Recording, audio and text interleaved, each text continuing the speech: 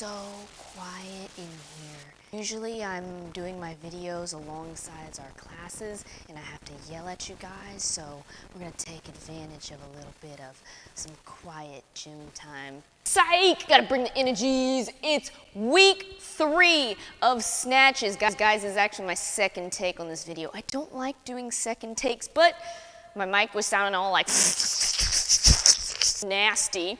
Week 3, I'm ready. Hope you're ready. Hope you guys watch week 2 and then week 1 before that, because this is a progression over 6 weeks to help you guys get your snatches looking real good. Week 3, we got to jump right into it. Jam-packed with info. 3 points that we got to hit to make sure our snatches are on the right track.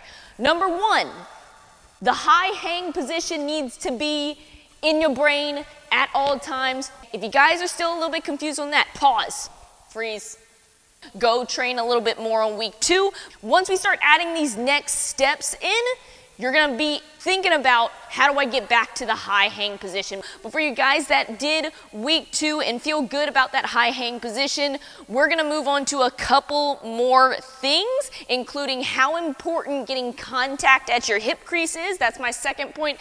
And my third point is gonna be working from the hang position or the top of the knee. Like I said before, we're starting at the top, we're working our way down, understand it piece by piece, and when we put it all back together on the way up, those barbells are gonna be going like flying.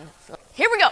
This first drill that I'm going to show you guys, some of you guys might not like because it's a little bit weird. This is a 3-tap contact drill. Now, a lot of us I know get the little bit fuzzy brain on how to actually get contact at your hip crease with the barbell without feeling like you're just slinging that bar out and around.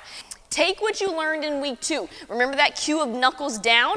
We want all the power coming from this hip extension to be transferred into the barbell, but we gotta make sure that barbell's headed in the right path. If we're not active through our lats and pulling that bar in tight with that knuckles down cue, barbell's gonna wanna get slung out and around, and I call it making a rainbow or a loop-de-loop to where your bar feels like it's going out and around. Doesn't feel good on your shoulders, definitely doesn't feel nice and smooth because that bar is not gonna land right where it needs to. Your job is to learn how to direct that bar straight up. So this is what it's gonna look like. You're gonna take your PVC, this is your best friend. This is where you can get a lot of good reps in. Start with it at your hip crease in your high hang position. Bent knees, legs are ready to jump and extend, knuckles down. Here we go. This drill starts with literal 3 taps against your hips.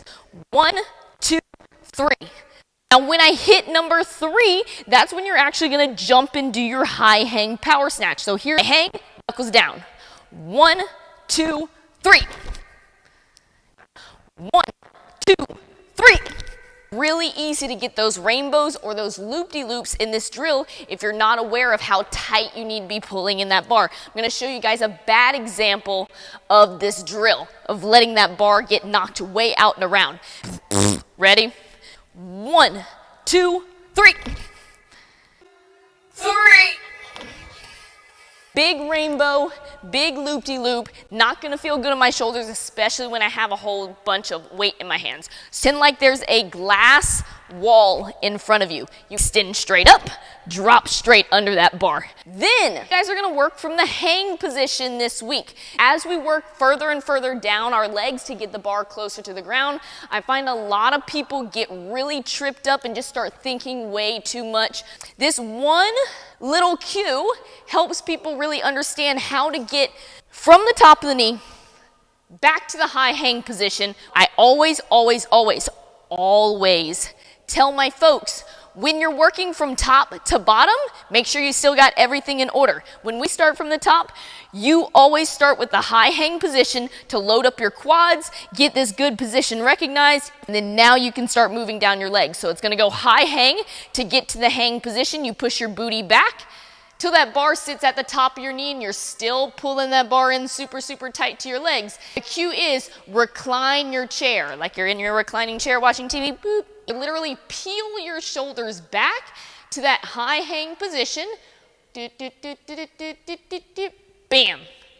My quads stay loaded, my legs are ready to jump, and then when my shoulders hit right at vertical, I'm ready to jump and extend. The best thing you can do is start with a pause at the hang and the high hang, then power snatch, then change that pauses to slow tempos, and then eventually speed up your tempos to where you're in your normal pace snatch.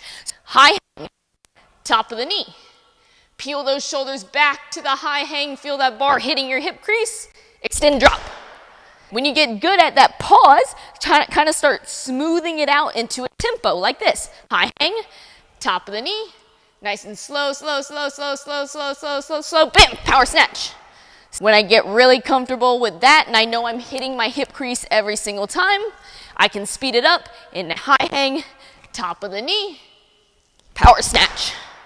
It's important that you guys take your time, stay with those light weights, and practice good reps. But week 3's work needs to look like this. 3 tap contact drill. I would do anywhere from 3 to 5 sets of 1, 2, 3. And then do 5 sets of 3 hang power snatches with pauses, tempos, or anything you need to make sure you're consistently getting the bar from the top of your knee to your hip crease. Start with light weights, then build to heavier weights. That's what I got for week 3. We're doing pretty good, I think. Hope you guys are feeling good with your snatches.